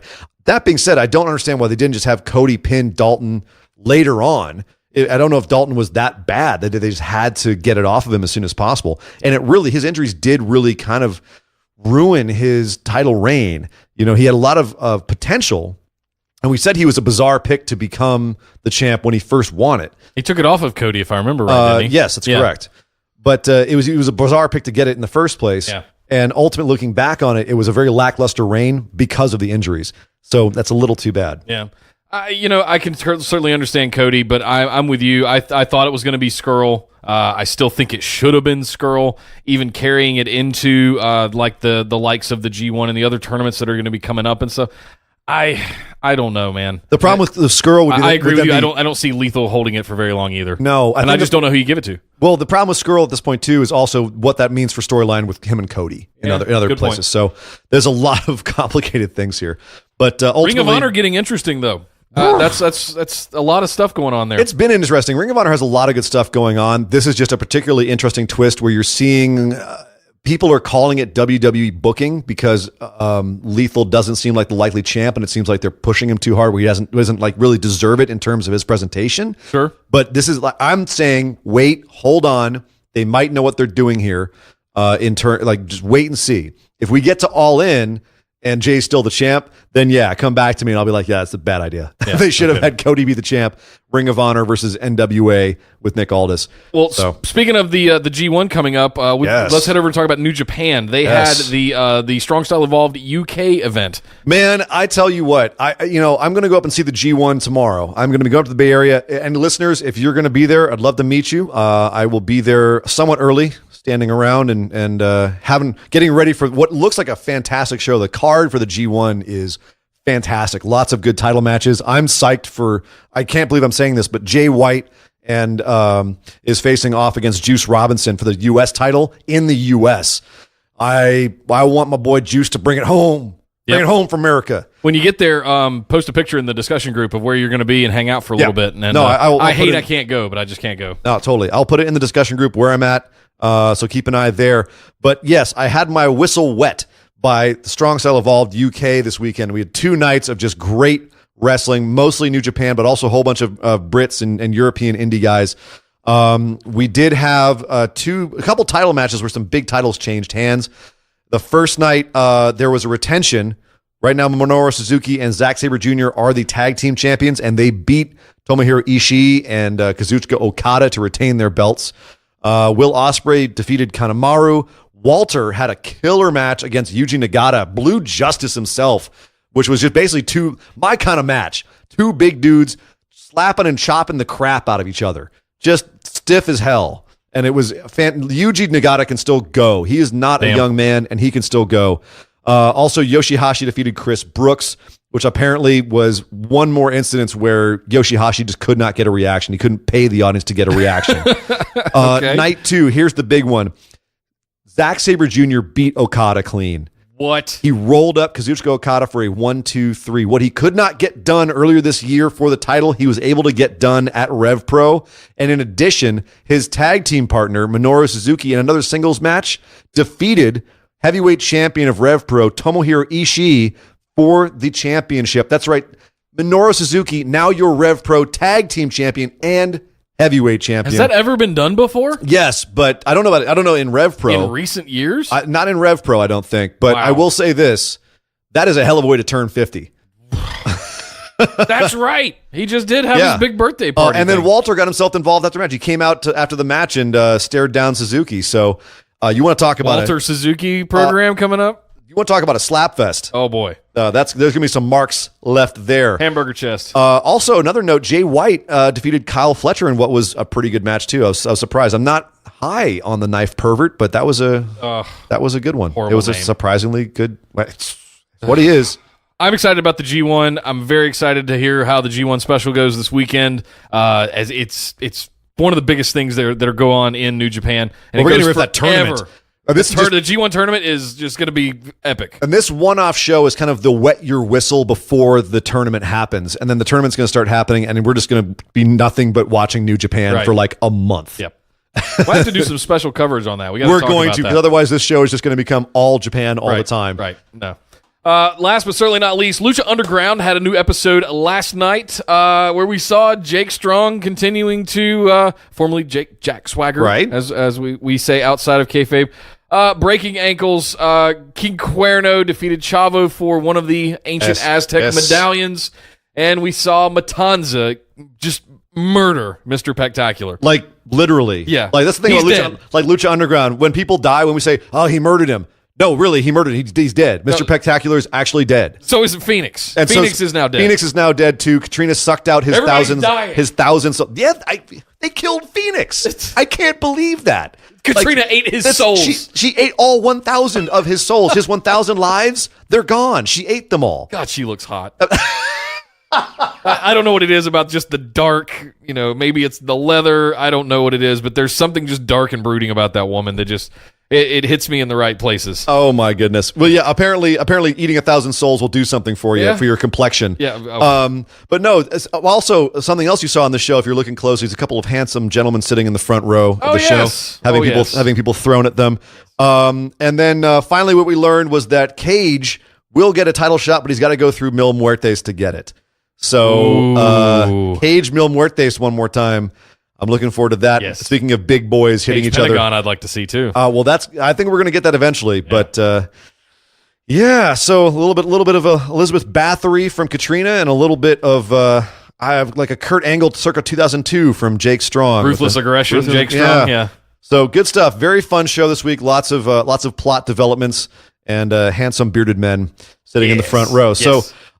Nick, let's move on to one of our newer segments that I'm starting to really, really enjoy, and that's our listener questions. Yes. And if you are a listener, if you're a new-time listener and you have not joined our Facebook discussion group yet, please go do that now, because we do post a little post right before we do the show, like a day or so, or like today, 12 hours before. Because it was 4th of July. Sorry, I was drunk at the pool yesterday. Drunk in the pool. I understand. Full disclosure.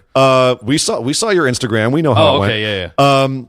But yeah, you can post in the Busted Wide Open discussion group on Facebook and get your questions to us, and we will answer them in this mailbag segment here. Let's kick things off with Corey Roberts, who asked, since WWE has already gone co-branded with the pay-per-views, do you think they should go all the way and merge the brands back together? This goes back to what we were talking about earlier as to whether or not... what they should do now. Right. Because it is, they're straddling this on both sides, where they have two separate rosters, but one pay-per-view to put both the rosters on, which I think is, it's like we said, it's a little bit, it's too much content to try and fit on one pay-per-view. Even if you make the pay-per-view 4 hours, which, man, every pay-per-view at 4 hours is rough.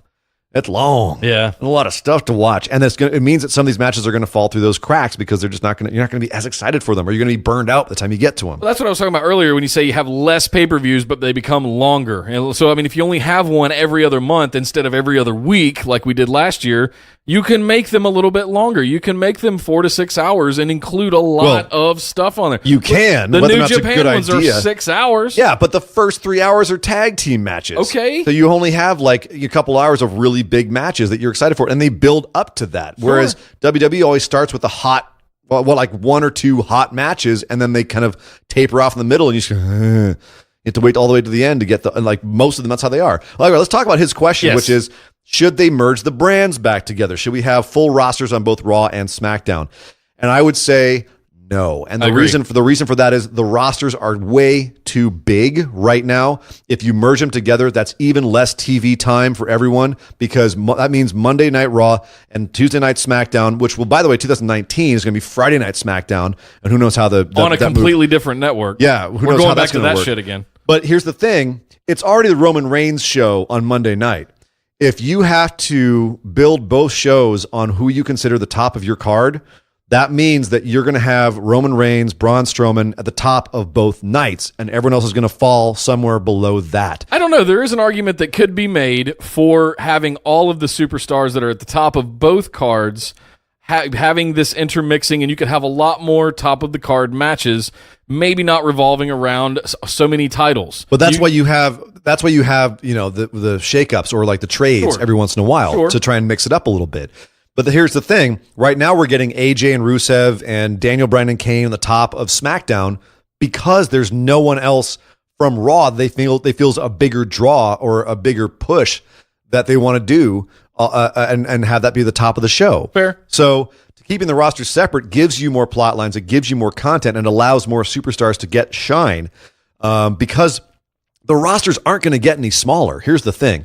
WWE is still out there throwing money at people trying to buy up contracts of wrestlers and keep them under their umbrella. And if someone comes in and they're good and they can market them and make money on them, they're going to.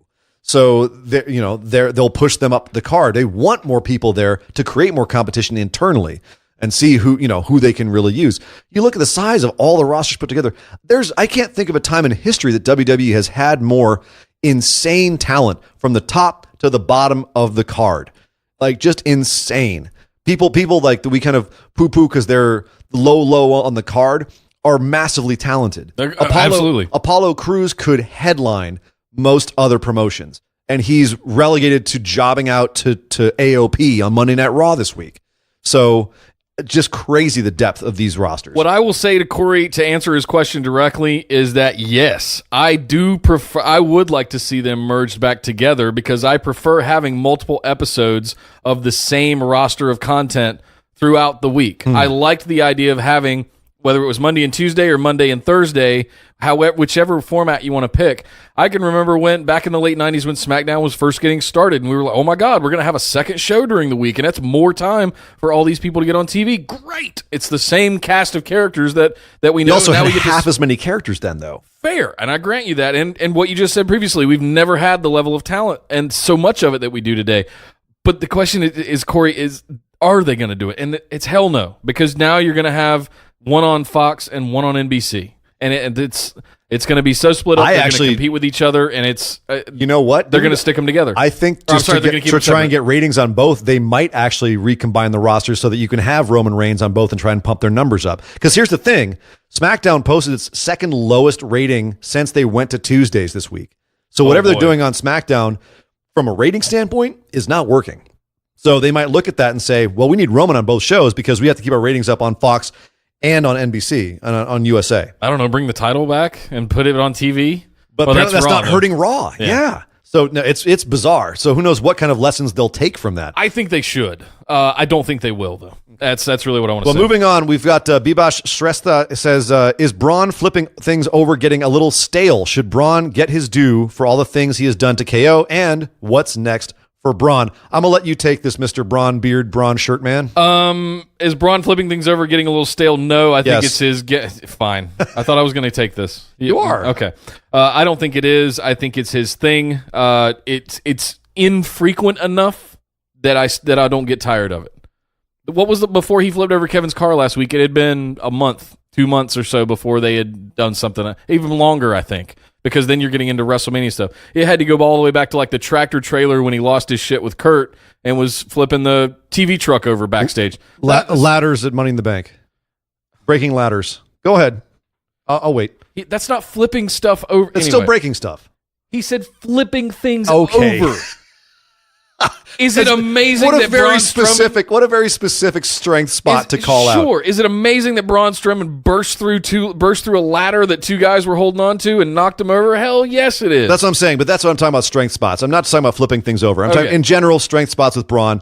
I don't What the hell else is he going to do? Well, that's maybe here's the thing. I think that it's not the fact that he's breaking stuff. The ladders I thought wasn't stale. I thought that was awesome. Yeah. Because it contextually showed his strength in these matches.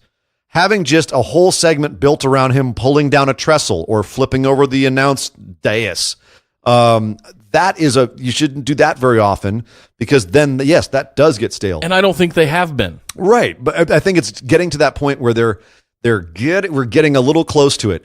And the fact that Braun won Money in the Bank, I think, has rubbed some people the wrong way, where, as I said earlier on, we might be getting to a point where Braun is going to start seeing some Romanization, and people start realizing that he's really getting pushed over a lot of other people when he doesn't need to be pushed as hard as he's being pushed. Yeah. He doesn't need to look as dominant as he's being pushed. And to answer the question here, should he get his due for the things he's done to KO? On some level, yes, he should. Kevin Owens needs to get some back for himself here, just to keep it some sort of parity. Otherwise, Braun is just going to look like too much of a dominant monster. And dominant monster is fine, but if he's too dominant, it doesn't make anything fun. Yeah. I could see Kevin Owens interfering with a cash-in opportunity or something like that to maybe screw Braun out of that, and we fix the problem with the Monster in the Bank thing, him not being able to come down off of that. I could see that happening. Yeah. And I guess what I'm saying is that it's starting to not be as fun as it used to be, because maybe it's the push. I grant that, sure. Next up, Manuel Robles. It sort of feels like they're trying to have AJ break CM Punk's record for holding the title. They're starting to put emphasis on how long he has held the title now. You think he'll hold it past SummerSlam? So there's 2 points in there. Yeah, 2 questions here. One, do you think that they are making this a thing maybe to subvert the Brock negativity that came out off the back of them announcing he had now broke the record? Well, here's AJ Styles, and he's on the TV every week, and he's held it for a year. So AJ Styles is now going to be the longest reigning? Maybe. And yes, to answer the second part, I think he'll hold it past SummerSlam. Absolutely do. I think it'll depend on who his opponent is for SummerSlam. We can't even speculate on who that might be right now. Yeah.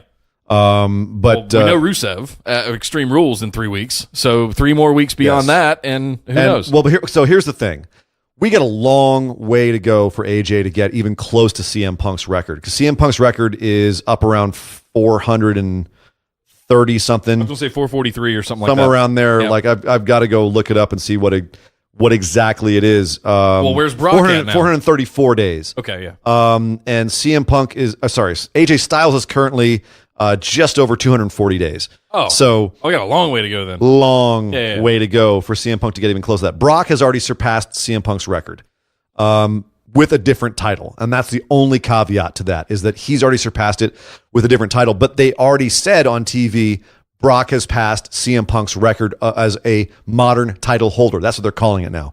Do I think AJ's going to hold this title for another 200-something days? No, I don't. I don't think he's holding it that long. I really don't. Will he hold on to it through SummerSlam? Will depend on who he's facing. If it's Samoa Joe, questionable. If it's Daniel Bryan, questionable. If it's Rusev, yup. That's pretty much what it comes down to. It depends on who he's facing at SummerSlam. He could lose it. He's not going to lose it to Rusev at Extreme Rules. He could lose it at SummerSlam. Faces often lose at SummerSlam. So, good point. I forgot about that. Yep. Yeah. All right. Next up, we got Jay Havel. Excuse me. Do you think WWE should start filming 205 live like they do NXT rather than live after SmackDown when the crowd are mostly flat, even though the action is great? This is an interesting one, because if it were me doing this, I don't know that I would have a separate show for this whole division. I would somehow figure out how to integrate the division into what I was already producing somewhere. And I think ideally, if you could piggyback that off the back of NXT, make that Wednesday show on the network a 2-hour show, rather than trying to live tape it after SmackDown Live to the dead audience, as you so aptly mentioned here, I think that would be better. And you'd have the Full Sail audience, you'd have the kind of people that appreciate technical wrestling that you get in 205 Live, and you're not going to get the filthy casuals that are showing up to a SmackDown every week for the most part. No, instead you're going to get the filthy smarks you get at Florida. But here's the thing, and I take the piss out of the Full Sail audience, even though I love their passion and their intensity. They do tend to like to get themselves over a little bit for NXT. But the fact of the matter is, they are loud and they are intense, and it's better to watch a match when you have a very, very live audience, which Full Sail is. And it is frustrating to see a match like Murphy and Ali like this week with the audience kind of half being into it.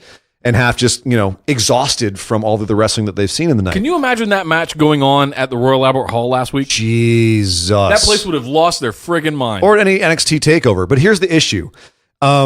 They can't really split 205 off into its own touring brand because it doesn't draw enough on its own. If you have it stuck in one place, then you're worried about the fact that you have to keep drawing.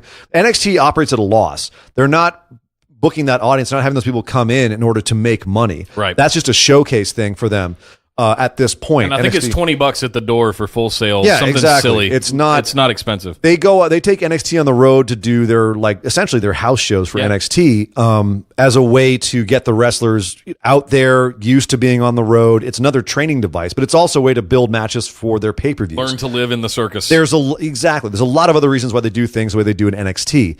205 is in a very unfortunate spot where they tried to actually earlier this year, they tried to take 205 out and give them, I think, 2 weeks of independent dates as an experiment to see how it would fly. And I didn't read how that actually worked out from a financial standpoint, but I do know that here's the thing: you haven't seen 205 Live guys on Raw in a long, long time. The other interesting factor is in 2 years we had the Fox deal coming up, and Fox is going to be asking for more WWE shows. Will that money allow them to send out 205 Live as a building brand and book more like indie level shows, book smaller venues with 205 with a more live audience? Possibly, yes. Could Fox take 205 Live off the network and put it onto FS1 or That's something what I'm like saying. that? Yeah. That's what I'm asking. Is could that be the next TV show? Schedule filler. And so to speak. WWE pitches it as, well, hey, give us this much money in rights deals and we'll give you another, fresh wrestling show. I think what they'll probably do is have that extra show be a studio show because it's just less money and more profit. But right now, 205 Live is kind of the purple-headed stepchild. And it would be nice if they could find a way to balance a little bit more and take it out of the slot that it's in. But it's something that people have, pardon the pun, wrestled with both in the industry and sitting on the sidelines and wondering how they could possibly do it, but still have it make financial sense, because right now it doesn't, because it's not going to be a brand that draws. So, and it doesn't really fit anywhere anymore on Monday Night Raw. So yeah, it's tough. And it wouldn't make sense to have them go and just sit in one venue like Full Sail or an NXT. I agree with you wholeheartedly, and to say that it's probably the most cost-effective to just tape it after SmackDown the way they've been doing it in recent months, and ever since I've known they've been doing it. I do think bolting it to NXT could be an interesting proposition, but at the same time, they've already got butts in seats. People have already paid for it. They can do everything they need to do. The one missing X factor is a lively crowd, and everything else is taken care of. And it seems to me, and this may just be my perception, is that the crowds are getting more and more hype for 205. It seems like more people are sticking around for it at the shows, and it is getting a little bit better, but yeah, it still has a long way to go. Yeah. Next up, Brandon Monroe says, would you prefer NXT as a third brand equal to Raw and SmackDown Live, or still as a developmental brand? Ooh, that's tricky. Most times, especially from a pay-per-view perspective, you'll hear me say that TakeOver was better than the WWE, the main roster pay-per-view. Every time. Almost every time. So, yeah, to say that they could operate on the same calendar, or caliber? To say that they could operate on the same caliber would be fair.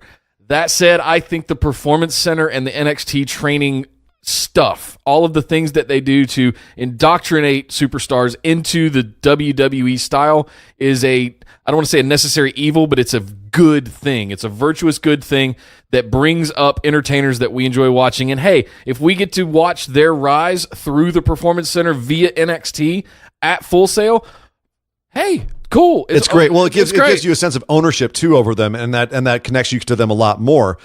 For better or for worse, when they go to the main roster, and all of a sudden, did we pop for Enzo and Cass with the first time they showed up on Raw because we had watched them on NXT and we knew everybody knew that. Remind us of our moment of shame. But no, it's not just us. There's 20,000 people that chanted that thing. Yeah, we all were complicit in that. Oh yeah. But no. So to directly address the question here, would we prefer NXT as a third brand equal to? Yeah, I'd prefer it. Of course, I'd love to see NXT get a whole lot more exposure. But here's the problem: that's not what NXT is. NXT cannot operate that way because right now you're having NXT coming out every week, but it's being filmed over the course of 2 days, and then they've got a whole bunch of time off to do house shows and go train and everything else. And so the scheduling of their storylines is a lot more spread out. It's a lot less. It's only an hour every week that they have to fill with a fairly large roster right now. So the timing of everything is a lot less. They can go harder in their matches because they're not doing it 3 or 4 times a week, 2 tapes and 2 house shows. With the main roster, their schedule is completely different. There's more exposure. They're more watered down. You can't put out a product like NXT the way that they'd put out a product like Raw or SmackDown without NXT becoming more like Raw and SmackDown. Yeah. And that's unfortunate. Could they take a roster like we were just talking about the 205 Live and send it out there as kind of like the indie WWE show? Yeah. And I wouldn't be surprised if that's something that Triple H had in mind with how he's testing the waters with these NXT house shows. The territories thing he's doing. Well, we're going to start seeing some territory stuff in the UK and in other places throughout the world, according to what Triple H is saying. So could NXT become its own thing in the future, separate from the Performance Center? And we have a Performance Center NXT division and then a touring NXT division. Could that happen? Yes. But it would not be the same thing as Raw or SmackDown because that's the way it is. Raw and SmackDown are their own animals. And one of the issues with their presentation is the fact that because of the nature of how their travel and the performance is, they have to perform in a different way than the people on NXT. And the storylines and everything are written a different way as a result. Well, I think that the NXT thing could evolve over time. I agree with you on that. I'm interested to see what happens when we go to Mexico, what happens when we go to Japan with this NXT brand. Could it turn into its own thing? Do we end up having separate shows on the network for each of these territories? Are we going to have an NXT UK weekly show or monthly show?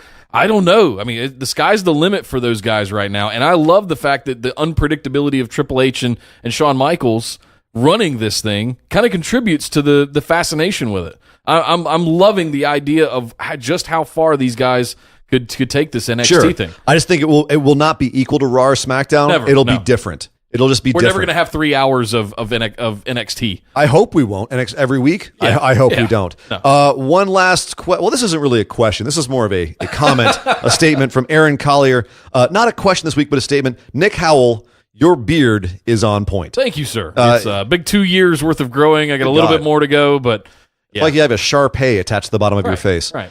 It's really good makeup artist. It is a very beardly beard, sir. Thank you. It is a very manly. As someone who can grow a beard like a 13-year-old girl, I commend you on your beard growth. Really quickly before we get out today, we do have to hit our other news segment, the lightning round of news. So let's go. Kenny Omega issued an apology after a sex offender was booked on the CEO and NJPW show. CEO is the Community Effort Orlando. It's an annual fighting game event that they hold in Orlando, Florida. Usually they have like all these fighting games. They play on, like Street Fighter, that kind of thing, competitive fighting games. They have it in a wrestling ring. This year they actually had wrestling at this event. Kenny Omega, obviously a very huge video game fan. He booked the event, but apparently in the dark match, the very first dark match of the show, the one that he did not book, there was a guy named Chasen Rance who was convicted of, he's a sex offender, but he was convicted of lewd and lascivious sex with a minor in 2011. Oh, no. And so the one match Kenny didn't book, this guy was allowed to perform, and Kenny issued a very extensive apology. It said he made a terrible oversight. Anyone who felt unsafe or personally offended by Rance's inclusion in the show would be given their refund. So that happened. The main event of that show, by the way, was the Golden Lovers versus Naito and Takahashi, which was apparently a monster match and absolutely killer. How do you see that? How do you watch that? I don't know if you do. Okay. I haven't been able to find it. All right. I'm sure there's some footage somewhere, but I don't think it's streamed or anything. Gotcha. I could be wrong. I'll have to look that up. In other news, CMLL news down in Mexico, Penta El Zero M showed up and rushed the ring during the main event at an Arena Mexico event. What? He started a feud with Caristico. Yeah, I thought he was he was back in good graces with AAA. That guy is all over the place. Holy shit. Penta El Zero M now in a main event feud down in CMLL. Okay. And his brother, Phoenix, now known as King Phoenix in CMLL, had a match against Barbaro Cavanario. Apparently that was a great match. I'm going to look forward to watching that sometime later this week. Yes, Marty Scurll has also accepted Sami Callihan's challenge on the Jericho Cruise. So if you're lucky enough to go on the Jericho Cruise. I actually considered it. Really? Yeah, last year I was looking at, whenever they announced it last year, at some point I was looking at it going, how much were tickets? $1,500 or something Oh my like God. that. Yeah, it was, but you're going on like a 4-day cruise. Oh. So you're going to the Bahamas. So I'm sitting there going vacation, two birds with one stone. Jeez. All inclusive as well. So you still well. have to cover your airfare to fly. I mean, it'd still be $600 to fly to Cape Canaveral or whatever it is. Yeah, I'm good. I'm going to go to the G1. Right. But in all-in news, Deonna Purrazzo is officially not all-in anymore. She may have been poached by WWE, according to rumors. So she is not in. But SoCal Uncensored, a.k.a. Frankie Kazarian, Christopher Daniels, and Scorpio Sky are confirmed now for all-in. So some out, some all-in. Ricky the Dragon Steamboat just had his hip replaced this week. Apparently he's already walking and hobbling down the hallways. Fantastic. Hallways of the hospital. So awesome. Good for him. I did get to see his thing on social media where he said thanks for the support and all that stuff. Yep. So apparently, according to him, prayer does work. Great to hear. So does science. Yeah. Vince McMahon has said that he is going to spend $500 million over the first 3 years on the XFL. Dear God Almighty. He sold $100 million in stock and then is spending $400 million out of his pocket in the first 3 years to promote the XFL. Don't change, whatever. My God. Dude's got billions. It's God. like us pulling out $150 I don't and think going to do this. He doesn't, I mean, he's got billions. That's still not chump change, dude. He's still got 82% of the WWE. I think it's Even less than after that. he sold all of his stuff, he still ended up with 82% of WWE. Well, he's got billions. I'm He's telling you fine. right now, $500 million is not chump And change he just to got $2 nobody. billion from Especially Fox and NBC. on a product like the XFL. All right, this is supposed to be a lightning round. Yes, come on.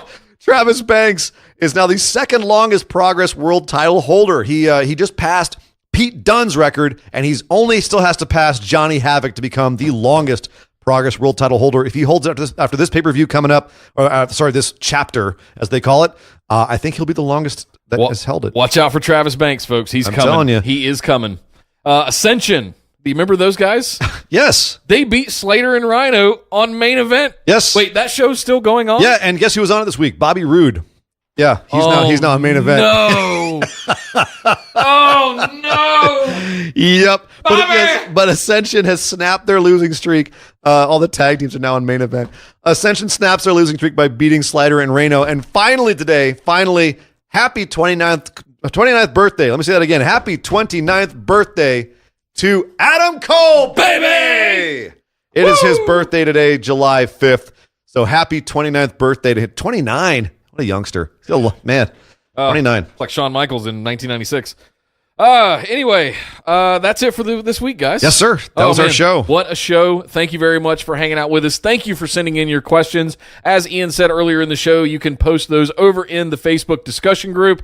Come find us over there. Request to join. We will gladly get you in. You will have a blast, I promise you, talking all things wrestling. Also, you can find us over on Twitter at BWO Podcast. Tune in. We do some live tweeting of the shows and pay-per-views, so be sure and follow us over there.